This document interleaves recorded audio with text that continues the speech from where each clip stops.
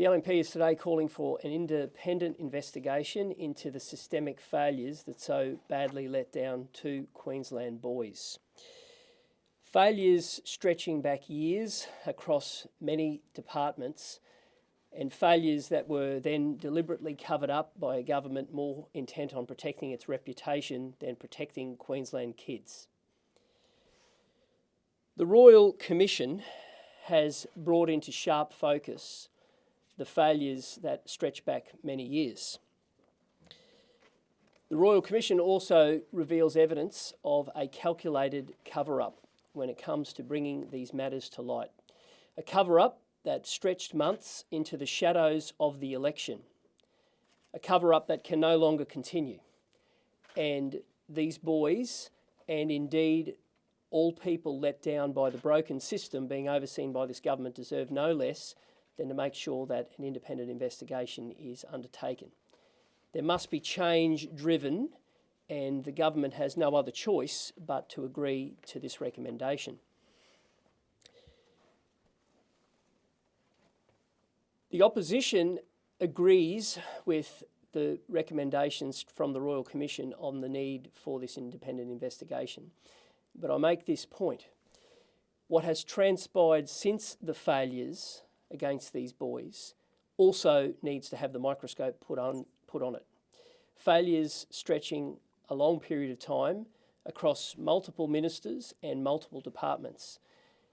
And the more we look at this case, the more it becomes apparent that the government was more intent on managing the way things looked than driving the systemic change that was needed. The LNP wants to see justice for these boys. The LNP wants to see a broken system repaired, and only an independent investigation analysing the failures and the calculated cover-up will cut it in the eyes of Queenslanders. Tim. Thanks, David. What this report highlights is a culture of chaos, crisis and cover-up by the Palaszczuk Labor government, and more importantly, by the first law officer of this state on two occasions, and that's Attorney General Yvette D'Arth and Attorney General Shannon Fentiman, both of them engaged in a culture of cover-up to stop vital information that Queenslanders need to know about the harm done to two of our most vulnerable children while under the care and supervision of the state. I want to take you through the time frame because it's important Queenslanders understand. A father died and two boys were found in shocking circumstances. Queenslanders were appalled at what they saw. And the then Child Safety Minister said, there will be an investigation and we will get to the bottom of it. But that's not what happened. So on the 29th of May, the Child Safety Minister says, we want an investigation to get to the bottom of it. And 2 days later, Attorney General D'Arth writes to the Queensland Family and Child Commission saying, I want you to carry out an investigation, and I expect, and it may well be the case, that this should go to the Child Death Review Board for complete investigation and access to all documents. The terms of reference are drawn up to say that. They're sent back to the Attorney General, who on the 2nd of October begins the cover-up. And she says, no, I will not refer this to the Child Death Review Board, the only body that has the power to actually carry out the in-depth investigation that was promised 3 months earlier. And you have to think about the timing. The 2nd of October, the same month as a state election. A state election where the then Palaszczuk Labor government claimed they were going to keep Queenslanders safe. And we had one of the most egregious cases of two of our most vulnerable not being kept safe. And we had an Attorney General who knew, who had the power to refer this matter to the Child Death Review Board for an in-depth investigation and refused to do so. A cover-up for political purposes because an election was on the way. And then we have a new Attorney General in 2021 who demands on 24 hours notice a redacted version of a report with no names and sends it off to the Royal Commission with no other detail, who perpetuates the cover-up. The Attorney General at the time, Shannon Fentiman, perpetuates the cover-up in relation to the harm and damage and human rights abuses done to 2 children under the watch of the Palaszczuk Labor government. And this is a government, let's just recall, this is a government who covered up failures in the public trustee, who covered up failures in the health system, in maternity units, in the cost blowouts for the Gabba, Cross River Rail, who covered up Wellcamp, who have indulged in a litany of obfuscation and cover-ups. This is a government of chaos, crisis and cover-ups. And 2 of the most important people, Shannon Fentiman and Yvette D'Arth, have been at the leading edge of it. It's unacceptable, and that's why there needs to be a full and complete investigation as recommended by the Royal Commission. Amanda. Thanks, Tim. And it's Child Protection Week. And what we've witnessed with the findings of both this report and the government's response is that they are only interested in running their own protection racket for their ministers, not protecting vulnerable children. Jonathan and Caleb endured horrific violence, abuse, neglect, and a deprivation of their human rights under the watch of this government, under multiple ministers, Yvette D'Arth, Shannon Fentiman as Attorney Generals, and under now what we see is 4 child safety ministers. I note Minister Crawford's apology earlier this week and also Yvette D'Arth's apology. And our leader of the opposition in the LNP, David Crisafulli, passed on his apology. And I pass on mine today to Jonathan and Caleb on behalf of all Queenslanders. We have heard silence from Shannon Fentiman, a cover-up that where we've seen the Attorney General then and the Attorney General now, both involved in serious cover-ups before. Who can forget the scientific lab saga that we are still seeing play out that's impacting Queenslanders? This government, the Palaszczuk Labor government, Shannon Fentiman, the Attorney General, Yvette D'Arth when she was Attorney General, both former health ministers, have demonstrated their cover-up, their failures, and in particular, their inability to keep Queensland children safe. I have major concerns about the way in which the government has not enacted a review, and that is why we are standing together calling for that review today. Why that review is so critical is currently in our state residential care system, 50% of the children under the state's care have a disability. After the findings of this Royal Commission, there is not a Queenslander or a parent who could have any confidence in this state government or the Department of Child Safety on the back of the findings. So we are demanding an independent investigation into this case to ensure that no child ever experiences this again. Thank you, Amanda. Thanks very much.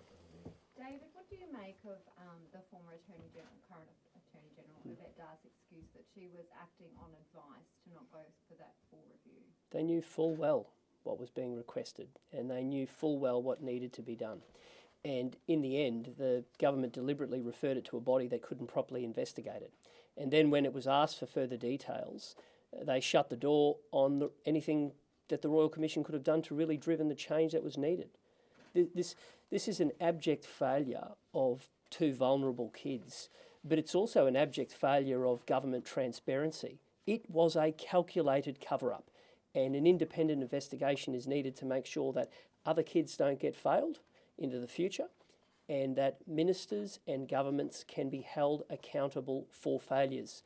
Both of those elements is why, as Amanda says, it's not a request, it's a demand. And Tim spoke about timing. What do you make of the timing of, those October decisions made up in the lead up to an election? Well, calculated. You want to add something? Just on the question of the current recycled Attorney General's response, The report itself says the reason for the decision not to refer it to the Child Death Review Board is unclear. So the Attorney-General referred it.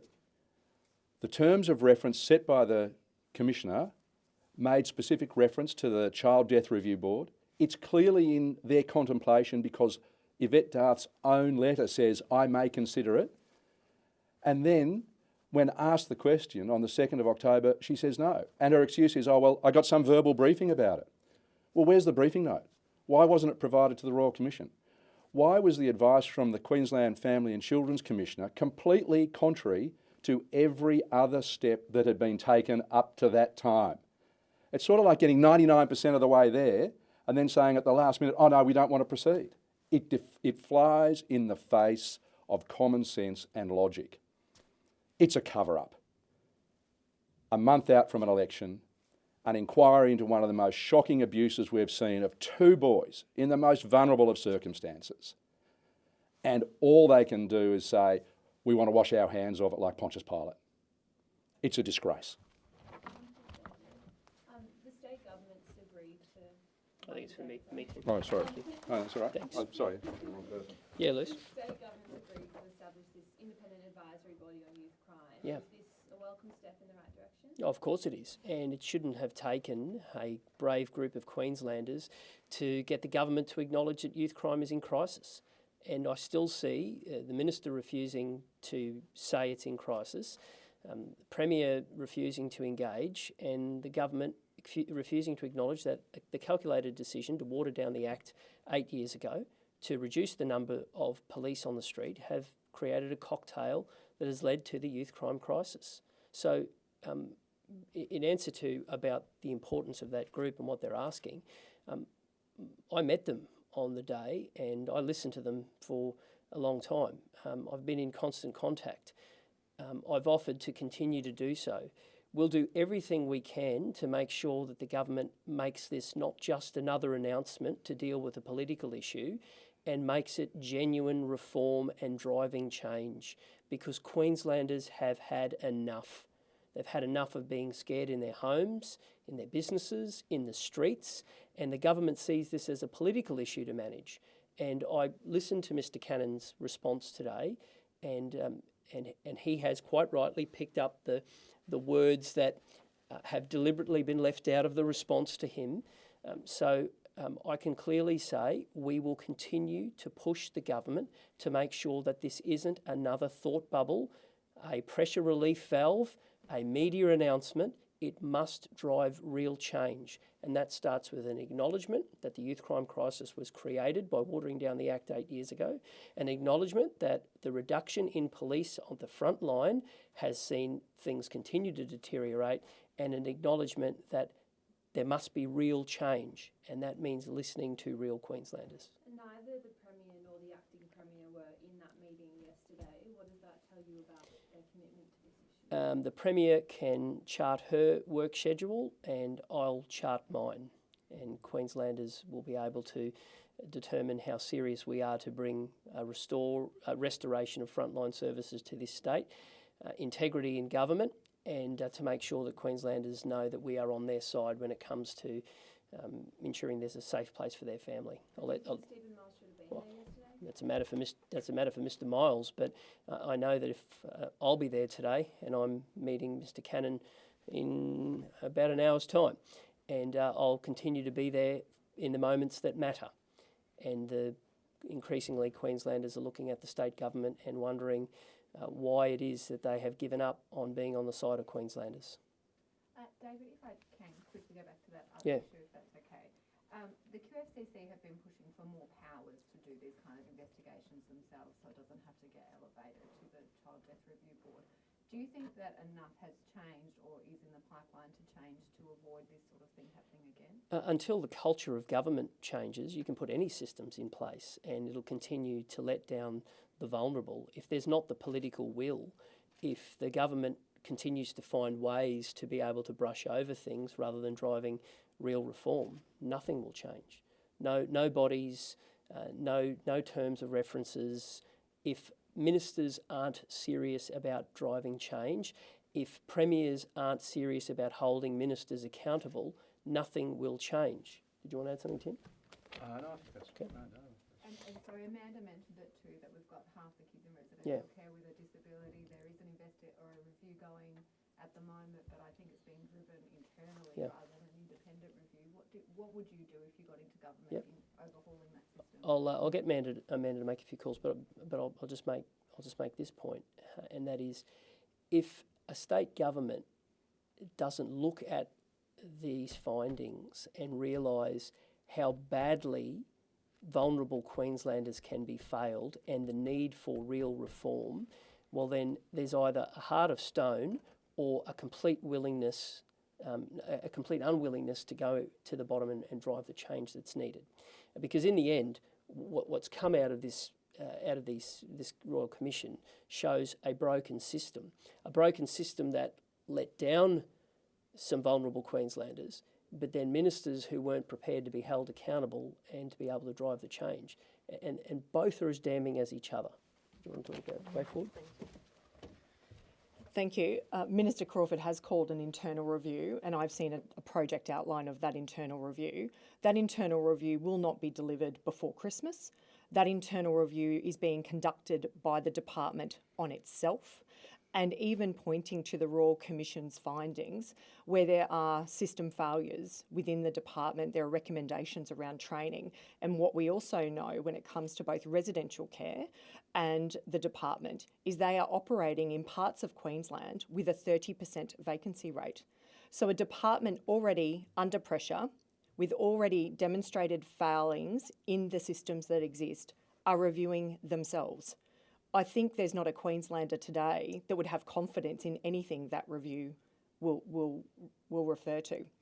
David and I held a forum with over 60 representatives from the residential care sector. They have the answers.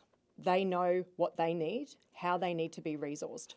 But the ultimate failing is that the government, under their watch, is now using residential care as a dumping ground for children that was never designed for that use. It should be short-term, interim accommodation while foster parents, kinship carers or other alternatives are sought for these vulnerable children.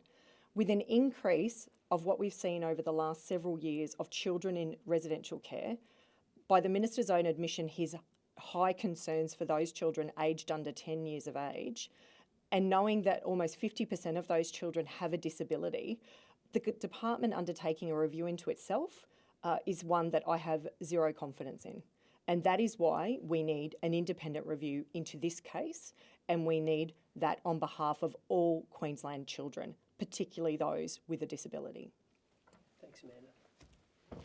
Any other issues? Just a question as well on police officers in the Gold Coast. We've heard that numbers there are decreasing. What are your thoughts on that? Well, how many times have you seen me stand here and say that there are fewer police? That the way that the Minister has deliberately used figures to fail to answer the fact that there are less police on the streets. And it took the glare of estimates to finally get to the bottom of it, and that is that there are 202 fewer police today in Queensland than a year ago, and that means that individual pockets are feeling the pinch. And on the case of the Gold Coast, you've got a city that's under siege from crime and fewer police to deal with those weaker laws and more unruly people. Is it any wonder that that city is feeling like it is under siege? And you're never going to fix a problem if a government isn't focused on actually admitting there's a problem and then getting on and dealing with it. And we've seen for the better part of the last couple of years a minister try to find every way not to give a straight answer, to use approved figures and sometimes figures and maybe numbers. The truth is there are fewer full-time equivalent frontline police in the Gold Coast, and there are 202 fewer across Queensland. And that is an abject failure. And the government went to the election promising to add an extra 1,450 police this term, and it is going backwards. What an abject failure. Weaker laws, fewer police. Is it any wonder we're in the midst of a youth crime crisis in this state?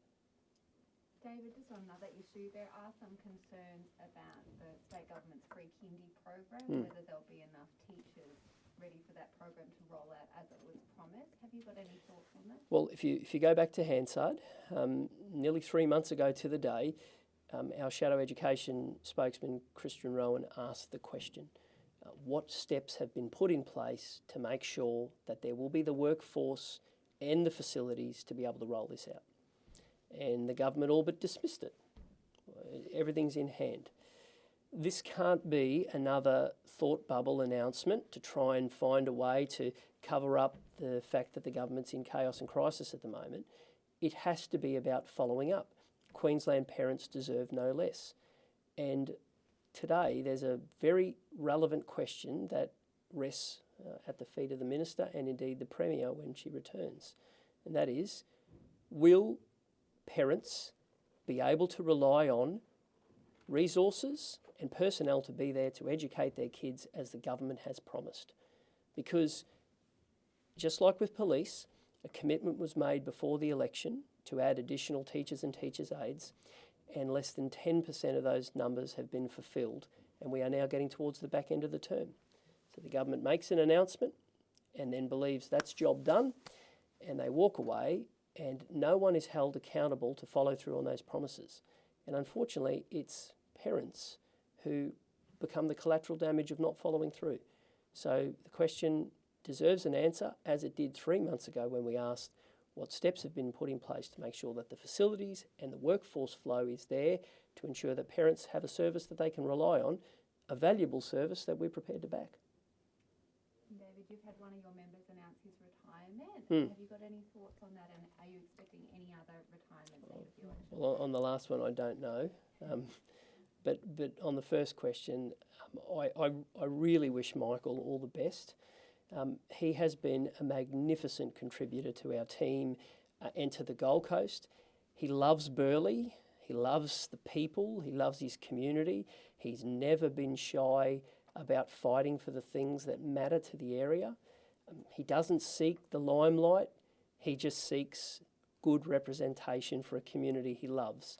You've seen him over the years at the Surf Lifesaving Clubs, at his schools, and we're going to miss him.